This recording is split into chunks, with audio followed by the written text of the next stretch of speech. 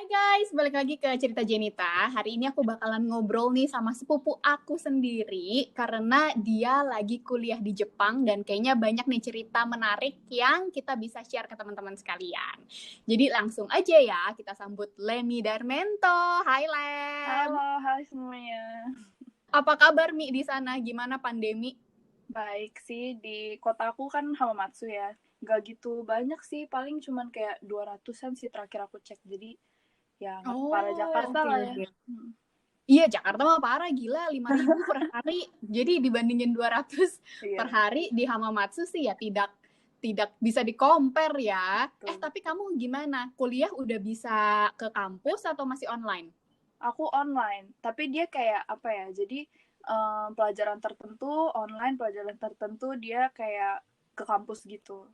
Soalnya Oke. nggak terlalu, apa ya, nggak se-strict Indo lah ya sekarang kalau di sini. I see. Berarti kalau ke kampus gitu dijarakin atau kayak di Taipei gitu kemarin I lihat udah nggak ada jarak gitu loh, mereka pergi meetingnya kayak beneran nggak sampai dempetan sih, tapi ya kayak normal aja gitu, nggak dijarakin. Kalau di sana gimana? Rata-rata sih at least kayak satu bangku dikosongin gitu. Jadi kayak ada orang duduk sebelahnya kosong baru orang lagi kayak gitu sih. Iya ya, masih physical distancing ya. Iya, Mi, cerita dikit dong, kan ceritanya kamu dapat beasiswa nih. iya. Wih, pinter ya cousin gue. Seandainya sih juga sepintar dia. Nah, Mi, cerita dong, gimana sih cara dapetin beasiswanya? Kayak kamu tuh dulu apply kemana, terus kamu dapet beasiswa yang jenis apa sekarang? Oke, jadi aku mulai ini dulu ya. Mm-mm. Sekolahnya nama uninya tuh Shizuoka University. Adanya Mm-mm. di Shizuoka Prefecture. Nah, dia punya dua kampus nih, ada Shizuoka Campus sama Hamamatsu Campus. Nah, aku punya yang Hamamatsu Campus soalnya majorku tuh Mathematical and System Engineering. Jadi kalau di sini, di kampus ini tuh cuma engineering sama informatics doang. Nah, awalnya tahu ini gara-gara pas itu sih sebenarnya awalnya nggak ada interest sama sekali ya ke Jepang-Jepangan kayak gitu. Soalnya lebih sekolah juga semuanya full English kan. Jadi dulu nggak sama sekali nggak mikir lah mau ke Asia kayak gitu. Mm-mm. Terus ya si papi si awalnya yang kayak cobain aja gitu kenapa nggak ke Jepang gitu kan, Asia deket juga kayak gitu. Akhirnya coba cari-cari pergi ke pameran-pameran edukasi gitu, apa fair-fair gitu. Terus ketemulah sama ada satu company namanya Fuji Staff. Dia Mm-mm. company Jepang gitu kayaknya dan ada branch di Indo atau gimana lah. Nah, mereka ini tuh suka bikin pameran edu fair Jepang gitu.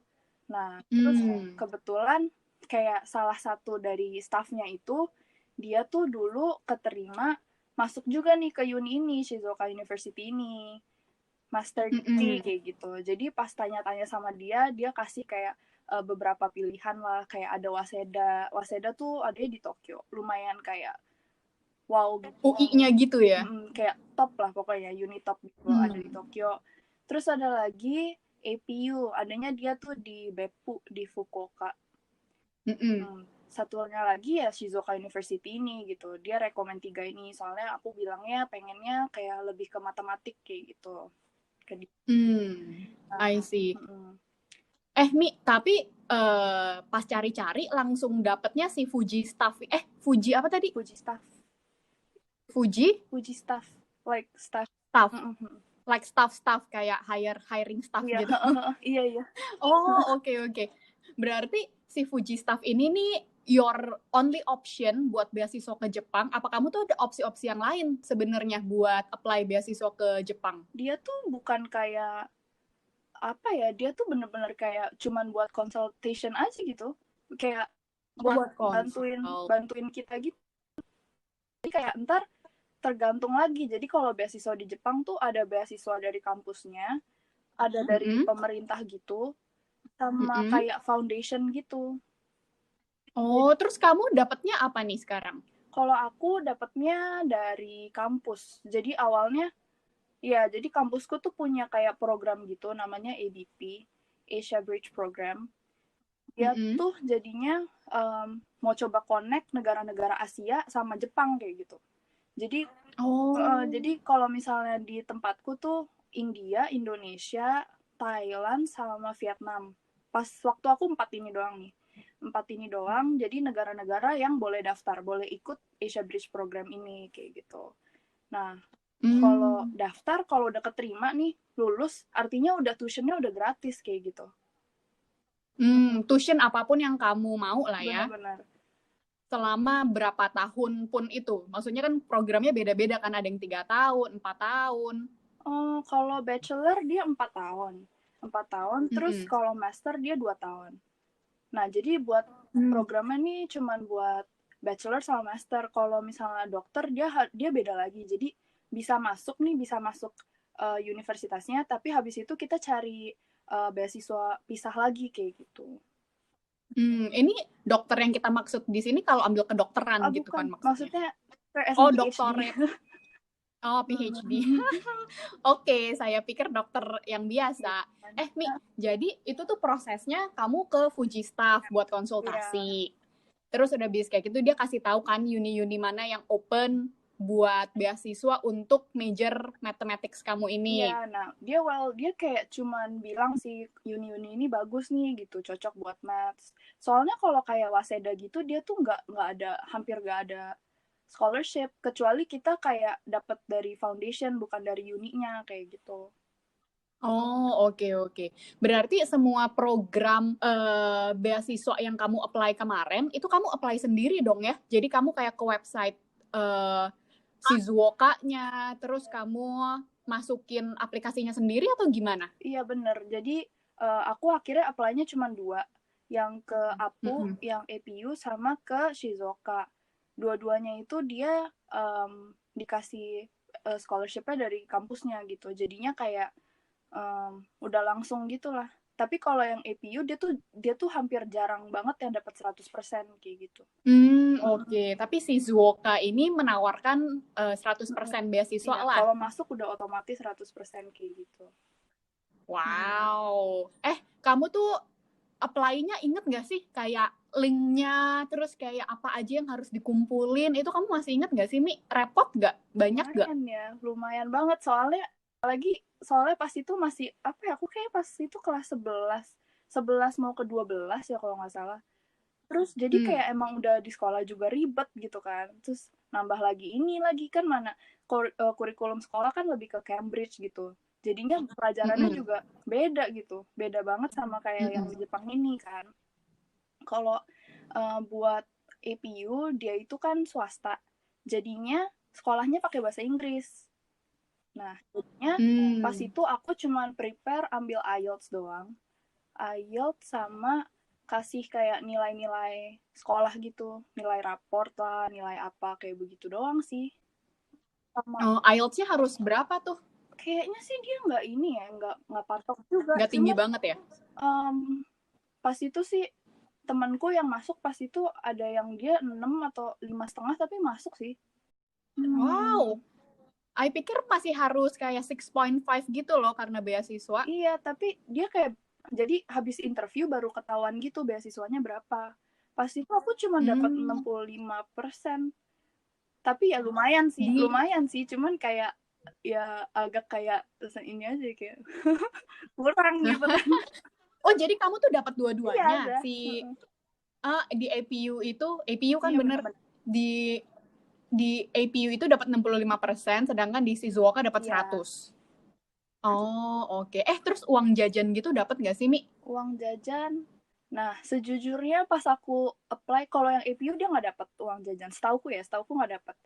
Tapi kalau di Shizuoka ini, awalnya aku pikir nggak dapat gitu. Soalnya kayak, jujur ini coba-coba gitu loh yang Shizuoka. Soalnya orang yang di Fujistaff pas tuh bilangnya, dari Indonesia tuh yang kepilih cuma 1-2 orang. Dia bilangnya kayak gitu kan. Jadi kan ya kita juga yang kayak, ya mana mungkin gitu kan ya. Masa dari satu Indonesia gitu kita dapat kan agak kayak kurang mungkin aja gitu kan.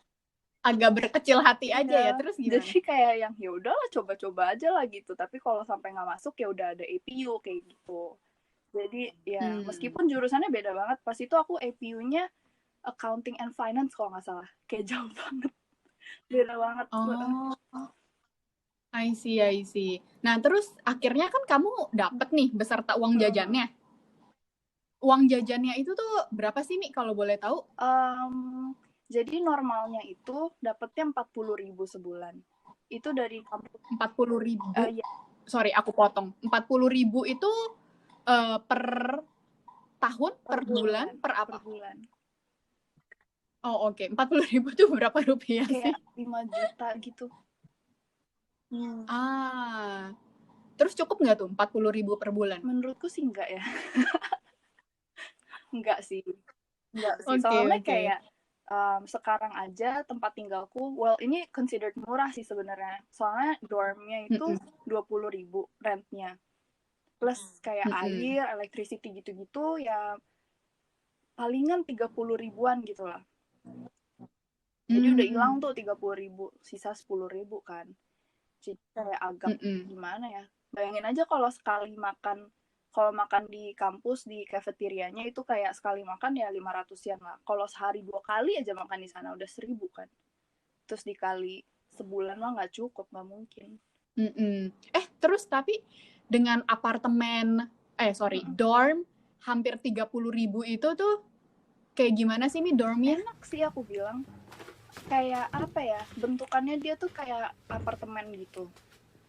Jadi adanya off campus dan kayak about 7 menitan naik sepeda gitulah. Jadi kayak lumayan dekat. Berarti kamu beli sepeda? Juga di sana? Ya belum bisa awalnya. Ya dia sama guys kayak gue. Kita baru belajar sepeda pas kita segede-gedenya. Bener, pas itu sampai sebelum ke Jepang tuh sampai latihan tahu di Ancol, sampai kayak diliatin opa-opa gitu kan, terus dia bilang kayak ya ampun udah gede gini belum bisa katanya gitu. Waduh. Malu banget. Iya, sama Mi perasaannya. Aduh. Ngomong-ngomong soal tes buat beasiswanya, si Apu itu kan pakai bahasa Inggris ya kamu bilang. Iya. Terus si Zuoka ini kamu tesnya pakai bahasa Inggris juga apa pakai bahasa Jepang? Ini ya kan berhubung tadi aku bilang kayak bener-bener gak prepare gitu loh buat Shizuoka, kayak bener-bener kayak ya udah coba-coba aja gitu kan, siapa tahu gitu kan. Jadi aku bener-bener kayak kurang cari tahu gitu, bener-bener ya pokoknya intinya kalau dia mau daftar ya cari taunya sampai dalam-dalam lah ya gitu. Salah aku di sana gitu. Jadinya kayak bener-bener aku cuma denger si bapak itu pas itu ngomong katanya oh iya pakai Inggris gitu kan, ya udah nih udah oh ya udah gitu kan, interview juga Inggris ya oke lah gitu kan pikiran. Terus ternyata pertama ini kan Indonesia jadinya pakai Skype test gitu, pakai Skype application gitu. Kalau aku dia face to face gitu, jadi dia datang, orang sana datang gitu ke Jakarta. Nah kalau yang Shizuoka ini pakai Skype gitu, terus kayak ada 2 kali kan, yang pertama tesnya, yang kedua kayak aslinya gitu. Maksudnya gimana kayak, tuh? Connection test gitu, dia mau mastiin nyambung kan nih gitu Skype-nya, atau kayak bisa kedengeran gak suaranya gitu. Oh, yang satu tes, yang satu real. Nah terus gitu tes kan ya maksudnya deg-degan iya, cuman kan ya udahlah Inggris gitu kan ya. Terus gitu ini dia gitu nyala teleponnya, dia bilang gitu pakai bahasa Jepang kayak kedengeran nggak ya kayak gitu. Terus kayak aduh mati gue. Aduh, untung udah les bahasa Jepang ya waktu meskipun, itu. Iya, tapi masalahnya pas itu ngeles pun menurutku kurang banget, soalnya ngelesnya lumayan telat sih kalau aku bilang pas itu. Jadi kayak bener-bener nggak ngerti, nggak bisa ngomong apa-apa, kayak grammar yang dikit-dikit aku bisa, tapi nggak bisa komunikasi gitu loh. I see. Aduh, tapi parah banget sih. Tapi puji Tuhan dapat 100% scholarship-nya. Iya, puji Tuhan banget. Iya. Terus abis gitu nyampe di sana langsung masuk Mi ke uninya, apa bridging dulu atau gimana gitu? Kalau di Jepang sih ya kayak in general gitu. Biasa uni-uni itu masuknya April, soalnya dia beda gitu sistemnya kayak Indo. Kalau di Indo kan kita biasa sekolah pun masuknya Juli, kelarnya Juni kayak gitu kan. Kalau di Jepang tuh mulainya April, kelarnya Maret kayak gitu. Jadi kebalik gitu loh sistemnya. Makanya kayak kayak aku gitu masuknya mestinya April. Tapi karena kita orang-orang luar dan kita graduate dari Indonya juga udah kayak Mei gitu kan, UN terakhir. Jadinya kayak masuknya itu Oktober masuknya. Gitu. Masuknya Oktober, tapi 6 bulan pertama belajar bahasa Jepang dulu buat kayak prepare kita buat ntar gitu masuk April kayak begitu. Soalnya sekolahnya Jepang full. I see. Terus banyak yang fail nggak sih, Lem? Fail. Anak-anak beasiswa ini ada yang 6 bulan pertama nggak bisa grasp bahasa Jepangnya, terus ya udah deh pulang gitu. Ada nggak? Kayaknya sih belum sih. Cuman ya jujur ya, maksudnya pas itu tuh aku ngerasa level aku paling rendah gitu, jujur ya. Dari selama ini diterima anak-anak yang ABP program gitu, pas itu tuh aku ngerasa kayak aku paling bawah gitu loh. Soalnya dia bilangnya tuh cuman kayak yang, oh iya boleh daftar buat kalian yang punya JLPT kayak apa sih, Japanese Language Proficiency Test yang level N4 katanya. Jadi kalau di bahasa Jepang tuh kita tuh ada N5 sampai N1. N5 paling gampang, N1 paling susah kayak gitu. Susah. Jadi N4 aja udah cukup dia bilang kayak gitu kan. Ya udah dong kayak ya udahlah, pikiran aku yang lain juga ya sama parahnya gitu kan. Ternyata yang lain tuh udah N2, udah N1, terus udah yang kayak pernah Japanese language school dulu, atau enggak yang kayak pokoknya udah pernah di Jepang lama, kayak gitu-gitu. Jadi kayak bener-bener berasa banget kayak, wah beda banget nih gue, kayak gitu. I see. Tapi catch up dong, maksudnya dari 6 bulan itu at least udah bisa N berapa sekarang, Mi? Aku N2 sekarang. Luar biasa. Terus kamu udah 3 tahun kan di sana? Nggak berasa ya? Cepet banget sih, bener-bener. Iya, cepet banget loh, ya ampun. Nah, dari 3 tahun ini yang kamu rasain apa sih bedanya kuliah di Jepang sama sekolah di Jakarta dulu? Apa ya? Ya pasti. Iya, soalnya kan kalau misalnya denger teman-teman kamu pasti ada yang di Indo, ada yang keluar negeri juga, dan pasti kan kayak ngobrol-ngobrol dong kayak gila uni gue sistemnya kayak gini, uni yang dimana sistemnya ABC gitu. Nah, kalau ngobrol sama mereka itu tuh ada perbedaan yang signifikan banget gak sih, Mi? Palingan kayak apa ya? Nggak gitu yakin sih kalau di Indo kayak gimana. Cuman yang pasti sih hubungan antara kayak kakak kelas sama adik kelas tuh nggak sekeras di sini kayaknya gitu. Soalnya kalau di Indo kan kayak ya kakak kelas tapi nggak yang kayak, kalau di sini tuh soalnya bahasa Jepang tuh kayak dibagi gitu loh. Bahasa sopan banget, bahasa biasa, sama bahasa merendah kayak gitu. Jadi kita kalau ngomong sama kakak yang meskipun cuma setahun di atas aja tuh beda gitu loh bahasanya. Sama kalau ngomong sama temen susahnya di sana sih kayak. Terus apalagi ya, kalau kayak di kelas gitu, kalau mau nanya mungkin lebih ke budaya sih ya. Kalau budaya Jepang itu tuh mereka kayak apa ya, lebih pengen sama orang lain gitu. Lebih gimana pengen, tuh maksudnya? gak mau stand out gitu loh. Ngerti? Jadi kayak makanya kayak hairstyle-nya juga mirip-mirip semua. Kayak pokoknya mereka nggak ada yang mau kayak beda gitu loh. Yang aku sadar ya selama ini.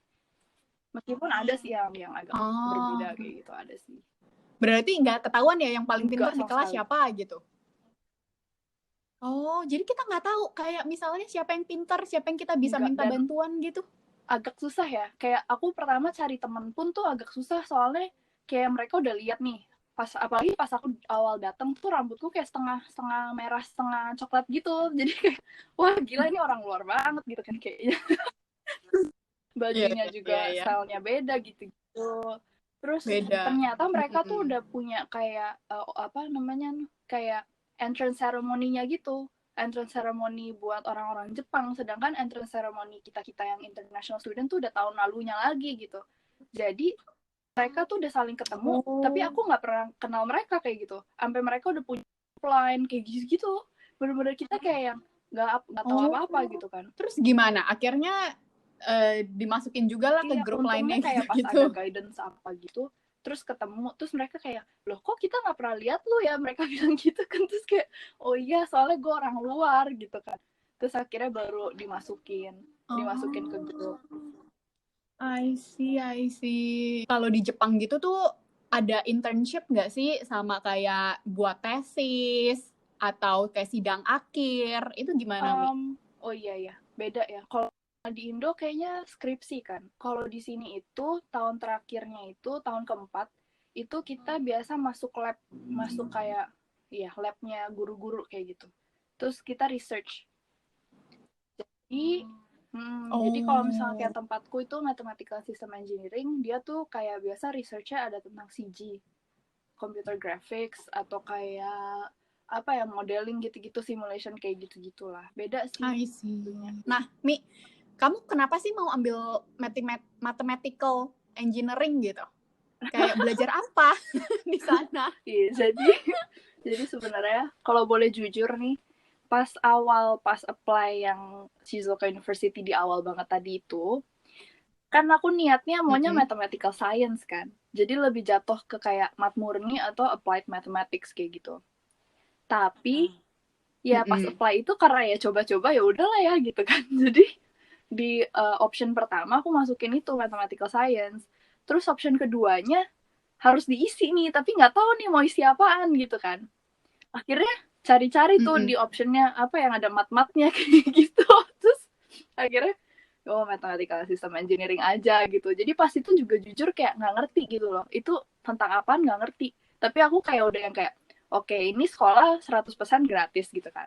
Kalau misalkan sampai dapet nih, sampai masuk, udahlah ngambil ini aja gitu. Udah kayak dari awal udah decide kayak gitu. Jadinya gitu dapet ya udahlah, meskipun kayak kurang paham ini ngapain ya udahlah gitu aku bilang. Tapi akhirnya belajar apa? Kayak, jadi dia tuh mirip gitu ya kayak computer science. Cuman dia lebih, kita juga belajar kayak banyak engineeringnya. Kayak kalau tahun pertama tuh dulu ada kelas practical gitu. Jadi kita bikin robot per grup, bikin robot yang kayak disuruh ada task gitu lah. Terus kita kayak disuruh kayak bikin robot yang bisa jatuhin apalah kayak gitu ya, pokoknya banyak lah kayak gitu-gitunya. Jadi bukan cuma yang kayak komputer-komputer doang. Terus lebih belajar kayak mathematical model gitu, simulation kayak gitu-gitu. Kayak misalnya corona apa penyebarannya kayak bagaimana gitu loh. Terus kayak kira-kira dengan penggunaan masker tuh bisa berkurang berapa kayak gitu. Nah itu tuh ada simulationnya kayak gitu. Dan itu semuanya pakai ilmu matematika ya? Dan programming. Iya, hebat banget ya. Ternyata maths itu tuh beneran basic yang bisa merambat sampai kemana-mana gitu. Yang sampai bisa menyelesaikan isu dunia gitu. Luar biasa ya. Nggak kepikir dulu kenapa ya nggak suka matematik gitu. Anyway, Mi, kan udah 3 tahun. Berarti kan tahun depan lulus. Terus gimana nih? Katanya kemarin lagi galau ya, mau S2 atau mau cari kerja. Tapi kok kalau cari kerja cepet banget nih. Kayak itu inget dulu sebelum lulus belum kepikir cari kerja. Jadi gue tuh lumayan yang telat guys cari kerjanya. Jadi itu salah banget dulu. Jadi abis dari lulus di Singapura, terus leha-leha dulu sebulan baru cari kerja. Nah itu tuh sebulan aja udah telat banget karena yang lain itu tuh nyari kerjanya beforehand gitu.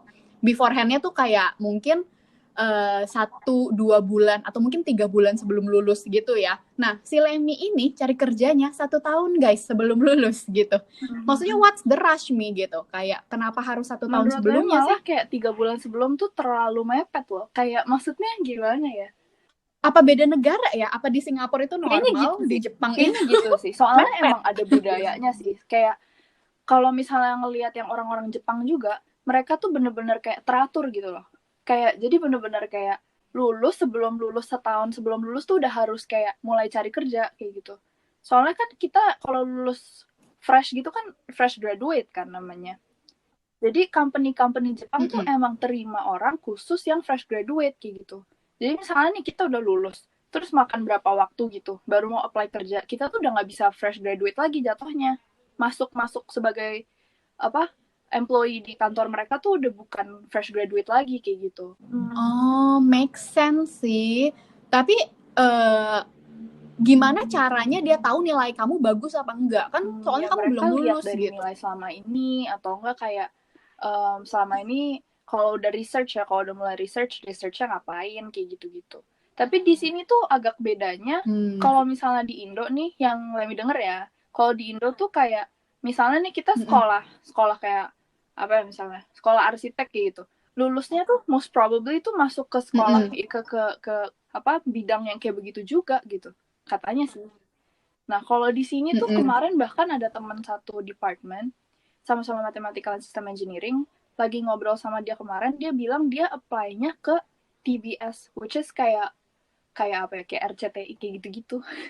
Jadi kayak iya, namanya. TBS. Jadi kayak yang bener-bener gak ada hubungannya sama sekali, ilmu selama ini tuh gak dipakai gitu loh. Enggak tahu itu kayak di seluruh dunia sama deh. Kayak lu lulus belum tentu kerjaannya tuh kerjaan yang applicable gitu. Tapi emang bener sih, kerjaan pertama biasanya lebih relate. Nanti kerjaan berikutnya ya bisa nggak relate gitu.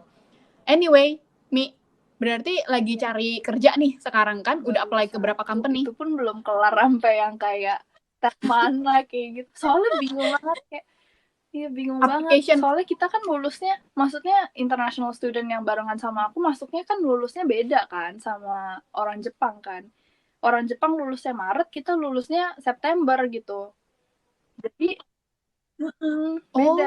Soalnya kita masuk duluan pas itu. Jadinya kayak kebayang kan maksudnya. Kayak beda gitu loh sama mereka. Iya sih, tapi I pikir ini kayak disamain jadinya gitu. Jadi kamu tuh satu kelas isinya international student semua, nggak ada orang Jepang? Ininya, internya. Jadi kayak awalnya 6 bulan pertama pas belajar bahasa Jepang itu kita international student semua. Tapi gitu udah masuk departemennya kayak gitu, itu udah kepisah semua tuh, udah nggak ketemu lagi sama mereka. Kecuali pelajaran. Kecuali iya, udah campur dong tuh kayak gitu. Sama kalau mereka lulus Maret, terus kamu lulus September, terus kamu belajar sama siapa tuh di renggang waktu itu?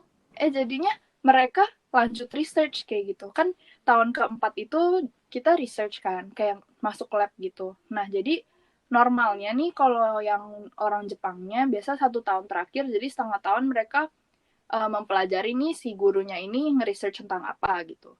Ntar tahun terakhir, yang setengah tahun terakhirnya mereka bikin kayak macam skripsi gitu. Tapi lebih ke yang apa ya? Research paper buat graduate gitu. Sedangkan kalau yang kita karena cuma 6 bulan di labnya, jadi bener-bener udah langsung nulis gitu. Intinya kamu lulus duluan lah daripada yang Japanese, bener gak? Oke. Paham. Baiklah, Lem, kalau gitu semangat cari kerjanya. Tiba-tiba bakal melenceng ambil S2 gak? Enggak sih. Hey, baiklah. Mi, terima kasih. Udah setengah jam kita ngobrol-ngobrol. Thank you for sharing your personal experience and berbagi info nih soal beasiswa dan hidup di Jepang. Mudah-mudahan betah terus ya Mi di sana. Iya, dan bisa dapat kerjaan, bisa lulus dengan nilai yang memuaskan juga dan membawa harum nama Indonesia. Asik. Okay, guys, thank you very much for listening to our conversation. Misalnya kalau teman-teman ada pertanyaan-pertanyaan nih soal beasiswa di Jepang, drop your comment.